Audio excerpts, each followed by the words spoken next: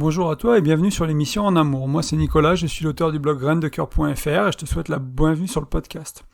Aujourd'hui on est en septembre 2022, c'est l'épisode 73 que j'ai intitulé « Ma relation de couple ne fonctionne pas, pourquoi ?» Cet épisode va peut-être être court. En fait j'ai pris pas mal de notes mine de rien, mais je vais te présenter quand même une idée qui est simple et qui est utile, quelque chose de pratique.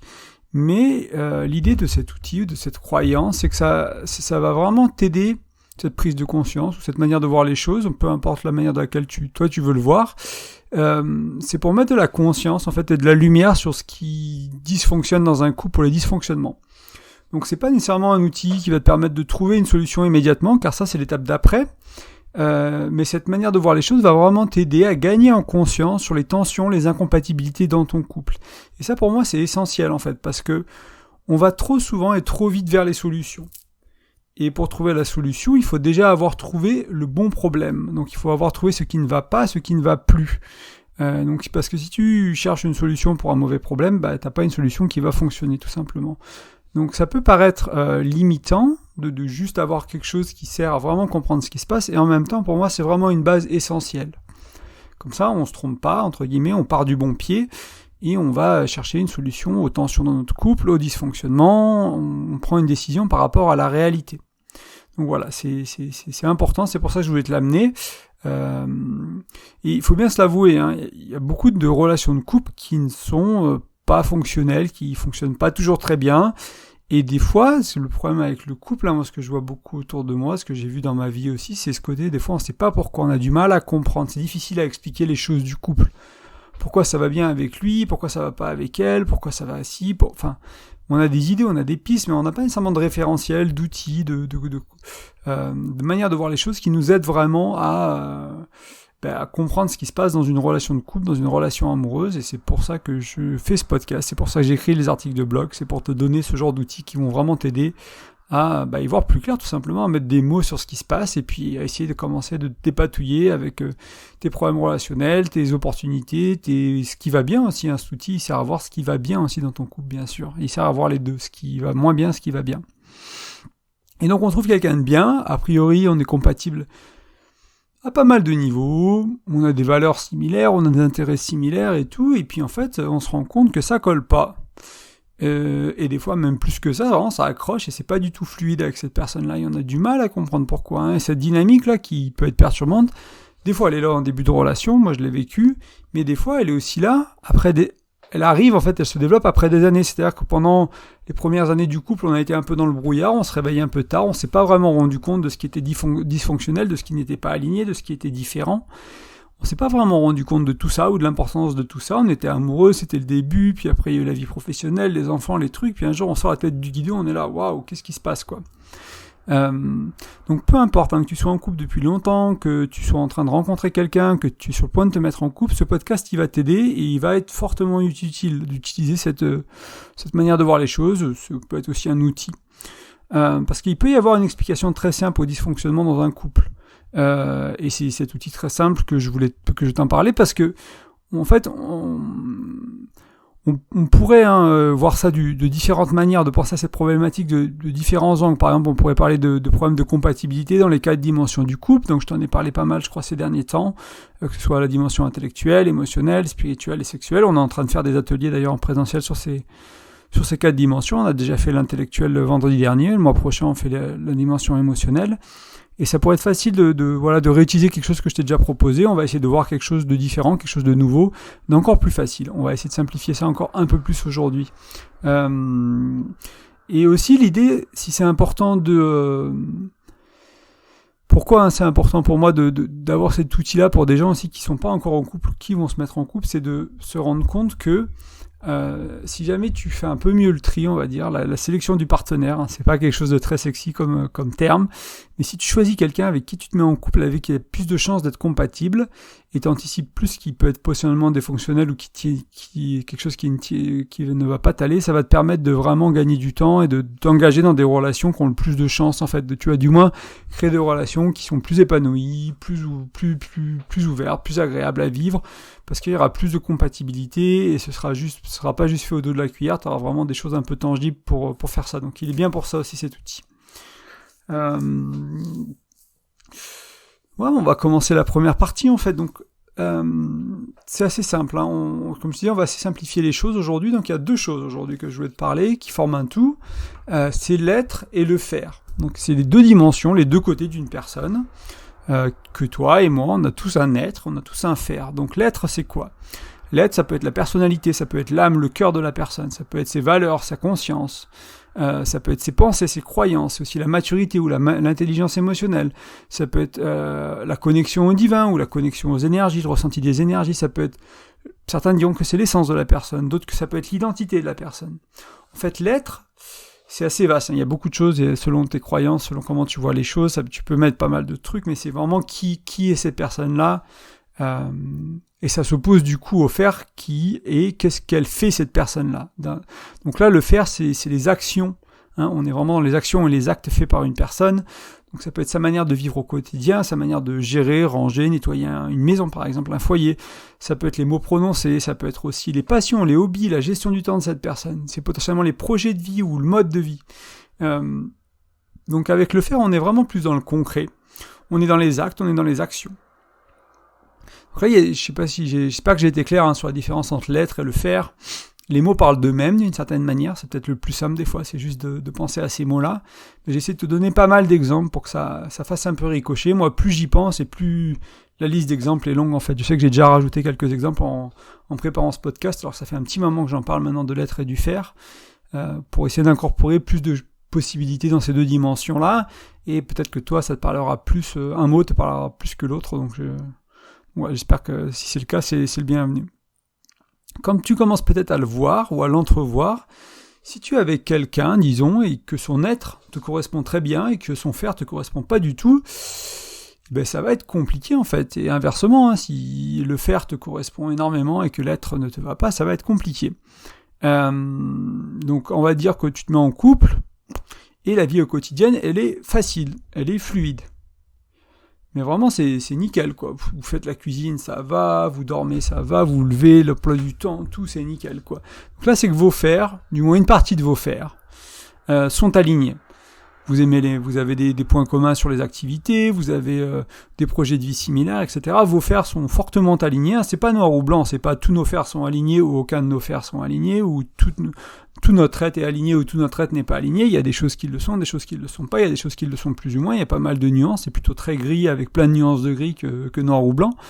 Mais voilà, mais dans cette relation où tout est fluide, tout est facile, peut-être qu'il n'y a pas cette connexion, justement, tu vibres pas pour ces personnes, tu as du mal à tomber amoureux, il n'y a pas cette connexion d'âme à âme, dans la sexualité, il n'y a pas ce feu, etc. Donc tu vas voir que là, c'est plutôt l'être qui va pas.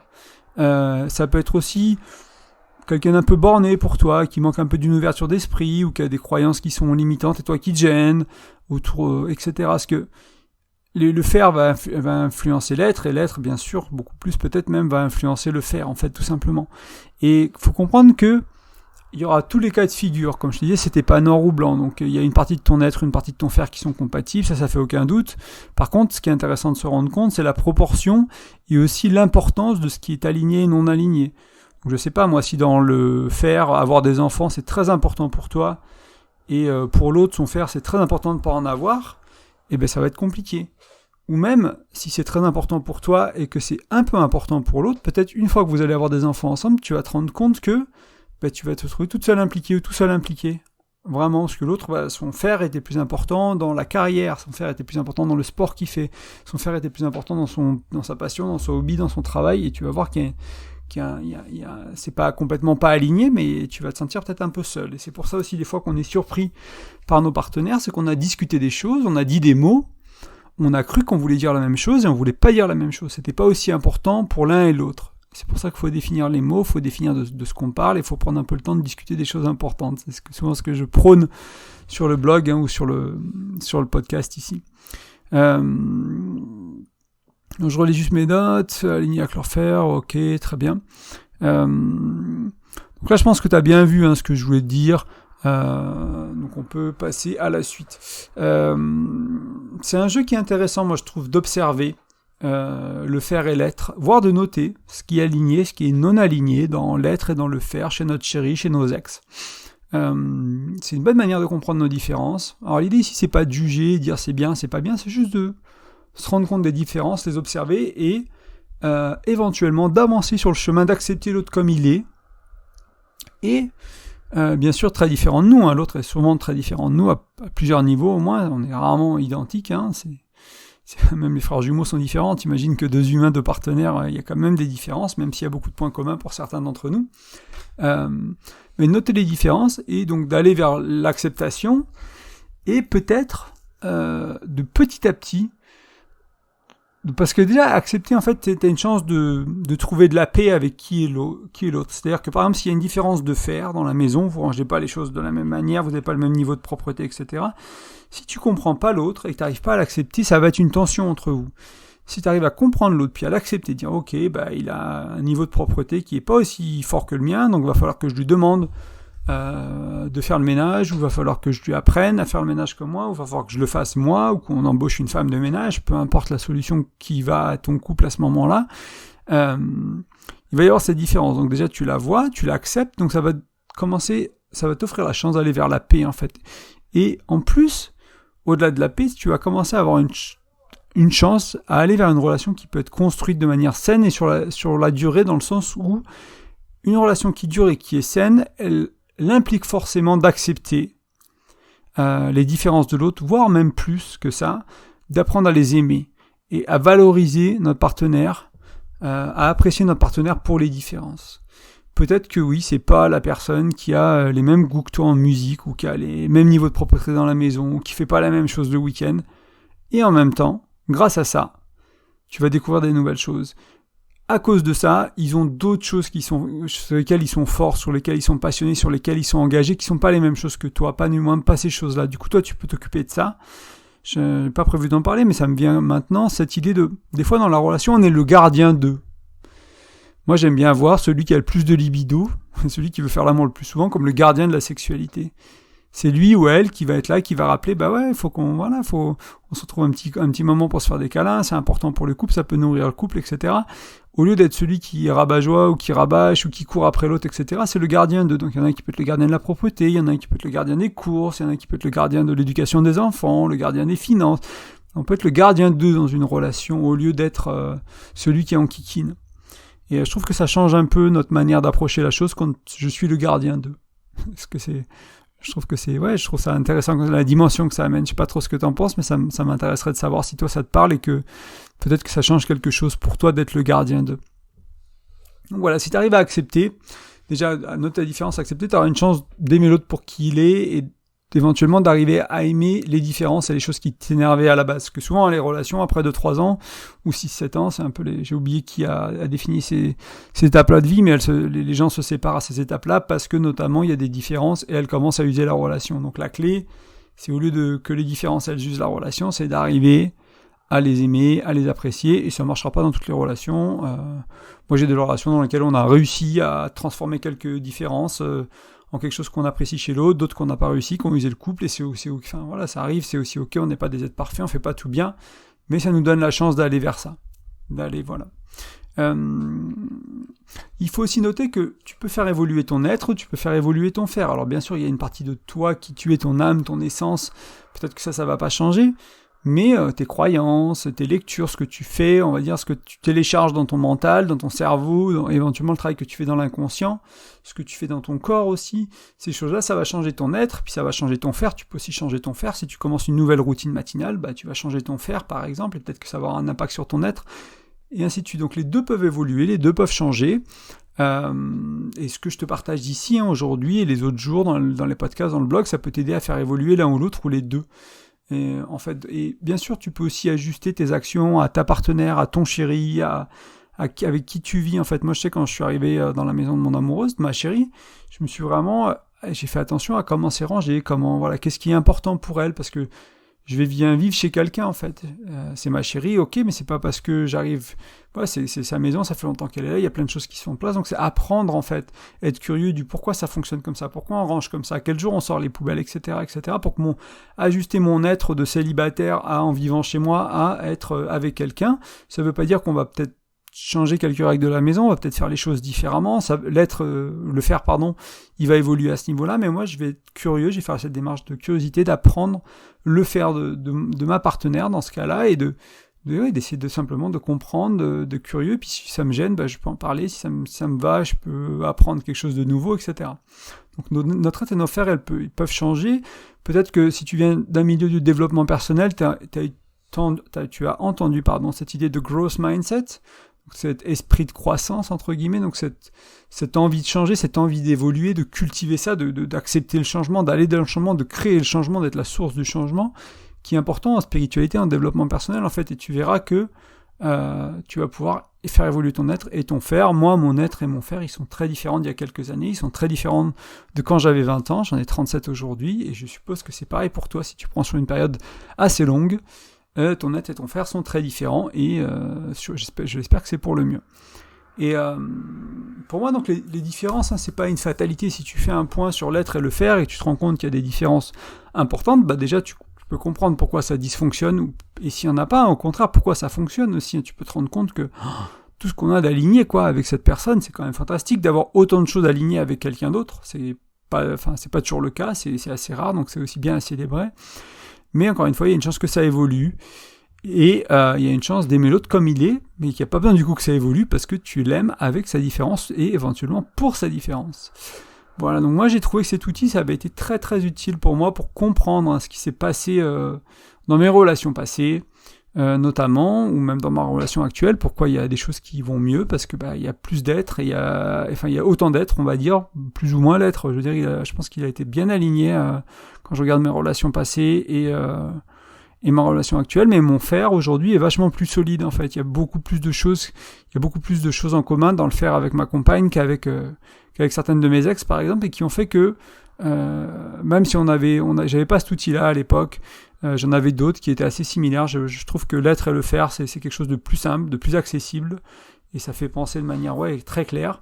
Et j'avais d'autres référentiels à l'époque, et j'en avais déjà mis le doigt dessus, donc on avait trouvé des solutions, on avait appris à s'apprécier, on savait très bien que de toute façon, faut apprendre à aimer les différences, parce que sinon les différences elles séparent, donc faut faire du travail, on va dire des efforts dans ce sens-là, être curieux, comprendre pourquoi l'autre est différent, d'où ça vient, etc. Et puis petit à petit voir aussi les effets positifs des différences, donc ça c'est un travail qui peut être... Il y a des gens qui font ça naturellement, mais c'est plutôt rare, pour beaucoup d'entre nous, c'est un travail, on va dire, un peu intellectuel, un peu mental, c'est une démarche à faire. Et si on la fait pas, souvent on va juste juger l'autre et rester sur nos c'est différent, c'est pas comme moi, ça va pas. Donc pour me rendre compte que oui, il y avait des différences au niveau du faire qui ont fait que c'était des très belles âmes, des très belles personnes, des très beaux cœurs, et en même temps il y avait des choses qui allaient pas au niveau du faire, et il y a sûrement un monde dans lequel on aurait pu aligner ses fers, et en même temps, ou trouver des solutions, ou apprendre à s'accepter complètement, mais en même temps c'est pas là où on en était à ce moment-là de nos vies, et c'est aussi ok, je vais pas me fouetter pour ça, c'est aussi ok, je suis très bien là où je suis aujourd'hui, et du coup là ça permet de comprendre un peu, tu peux te rendre compte que des fois quand c'était fluide et que t'étais pas très amoureux, encore une fois ça peut être l'être qui allait pas, et ça peut être des croyances, c'est pas nécessairement le fond de la personne, c'est pas que c'était une mauvaise personne, c'est juste que c'est pas ce qui t'allait à ce niveau, dans cette dimension-là, à ce niveau-là. Oui, vraiment une différence dans le faire, ça peut vraiment rendre le quotidien plus compliqué avec beaucoup de compromis, et au final, moi ça m'a rassuré aussi dans le fait que ces relations, elles sont mieux si elles appartiennent au passé, qu'on n'a pas cherché à les continuer, parce qu'il y avait sûrement d'autres personnes avec qui on était plus alignés, qui nous allaient mieux en fait. On cherche pas à être avec quelqu'un en couple qui est exactement identique comme nous, mais il y a quand même un niveau de compatibilité qui est important d'avoir, sinon ça devient vraiment compliqué. On aurait pu regarder ça d'un point de vue des valeurs. Certaines personnes te diront que c'est important d'avoir des valeurs alignées. Ça l'est bien entendu. L'être et le faire, on va dire que les valeurs sont dans l'être, sont intégrées dans l'être. C'est important, c'est juste une manière un peu différente d'y penser. Attention, en partageant un peu moi à quoi il m'a servi cet outil, la paix qu'il a amené, ce qui m'a permis de comprendre vis-à-vis de ma relation actuelle ou de mes relations passées, c'est pas pour te dire que des différences d'être ou de faire, ça signifie la fin d'une relation. Encore une fois, c'est pas noir, c'est blanc, il y a des tas de nuances, il y a des tas de différences, il y a des faire et des êtres qui sont plus ou moins importants. Tu peux avoir beaucoup de différences, mais être aligné sur les choses très importantes, donc ce que certains appellent non négociables. Là, le concept que je te parle, moi je l'ai appris de Laurent Martinez, je sais pas si c'est lui qui l'a créé, mais c'est de lui que je l'ai appris dans ses vidéos, dans une formation plutôt, je sais pas s'il en parle dans ses vidéos. Et Lui, Laurent Martinel, il appelle pas ça ce qui est non négociable dans une relation, il appelle ça aussi ce qui est structurel, donc les choses qui sont vraiment indispensables pour créer une relation à deux. Et donc voilà, donc si tu as le structurel d'aligner et qu'après dans l'être et le faire, tu as plein de choses non structurelles qui sont pas alignées, bah, tu dois pouvoir faire une relation avec cette personne, probablement. Moi, je connais aussi des personnes qui ont des couples qui ont des différences importantes et qui en ont fait une force, qui ont réussi à s'aimer pour ça, et c'est très beau, surtout dans les couples qui ont duré, les couples épanouis que tu croises, qui ont 5, 10, 15 ans de vie commune, ils ont fait une partie de ce chemin-là, sûrement, probablement même un bon bout de ce chemin-là. Donc ça peut être intéressant d'en discuter avec eux, de faire le curieux un peu, de voir comment c'est pour eux, comment ils gèrent, et les couples pas épanouis qui sont restés aussi longtemps, en général, c'est pas la folie à la maison, voilà. Je suis curieux un peu de savoir comment toi ça te parle, le faire, l'être. Est-ce que tu penses que c'est utile à ta relation de faire le point? Est-ce que c'est un outil que tu trouves utile? Voilà, et comment tu penses que ça s'applique dans ton couple? N'hésite pas à aller sur graindecoeur.fr et tu peux retrouver donc l'épisode 73 et mettre un petit commentaire. On en discute avec plaisir. Et oui, je vais finir sur une note positive. C'est très très utile pour cultiver ce qui va bien dans une relation. Créer une culture de gratitude aussi autour de ça, dire merci, vraiment se rendre compte de la chance qu'on a, de tout ce qu'on a, quoi. On a, si on repart de 4 dimensions, l'intellectuel, l'émotionnel, le spirituel, le sexuel, si on a 3 ou 4 dimensions d'aligner, c'est déjà fantastique, quoi. Donc si tu as beaucoup de ton être, surtout ce qui est structurel, qui est aligné, beaucoup de ton faire, pareil, ce qui est structurel, qui est aligné, c'est déjà une super relation par rapport à beaucoup, et c'est déjà une très bonne base. Ça veut pas dire que tu vas y arriver, ça veut pas dire que vous allez transformer l'essai à 2, mais vous avez déjà une bonne base, et après, le reste, c'est à vous de jouer, c'est à vous de faire avec vos autres outils, votre communication, votre engagement, votre confiance, etc., pour créer un couple qui vous va, qui te va, à toi, à ta chérie, qui est épanoui, qui est heureux, qui est dans la bienveillance et dans l'amour, dans la tendresse. Voilà. Donc c'est tout ce que j'avais à dire pour aujourd'hui. On est 22 minutes, donc tu vois, c'était assez court. Ça te fera presque des vacances de ma voix. Elle est pas super en forme, donc c'est pas mal aussi. Je voulais juste te rappeler que tu peux laisser un commentaire, une note, des étoiles sur la plateforme que tu utilises pour le podcast, que ce soit Spotify, iTunes ou autre. C'est volontiers, tu es le bienvenu. Ça permettra aux gens de découvrir un peu le podcast et voilà, de voir ce que les autres auditeurs en pensent, s'ils aiment moins, quels sont les retours, c'est cool. Je voulais te préciser que je fais des accompagnements de couple individuellement. Donc c'est pour les gens par exemple, qui ont envie de faire le point sur l'être et leur faire dans leur relation, qui essayent, qui galèrent un peu, ou qui savent qu'ils vont pas y arriver, et qui ont le sentiment que si j'étais là à leur côté, un peu pour sur Skype ou sur un autre présentiel, si tu habites à côté de chez moi ou autre, pour t'aider, pour t'accompagner, pour te guider, pour enlever un peu les obstacles, t'aider à avancer là-dessus, si tu penses que ça c'est fait pour toi, je le propose. Tu vas sur graindecoeur.fr, toujours tu regardes l'onglet accompagnement, c'est tout expliqué et tu me contactes s'il y a besoin. Et enfin, tu peux aller toujours sur graindecoeur.fr, donc c'est mon blog, et tu peux rentrer ton prénom et ton email dans l'un des formulaires et tu vas recevoir mon e-book qui est gratuit, donc lui qui te donne des outils de communication, donc qui sont des outils pratiques, concrets, rapides à mettre en place et impactants pour aller vers le mieux communiquer, pour changer des choses, pour avoir des prises de conscience importantes autour de la communication. Voilà, je te dis à bientôt, je te remercie de ton écoute. Ciao.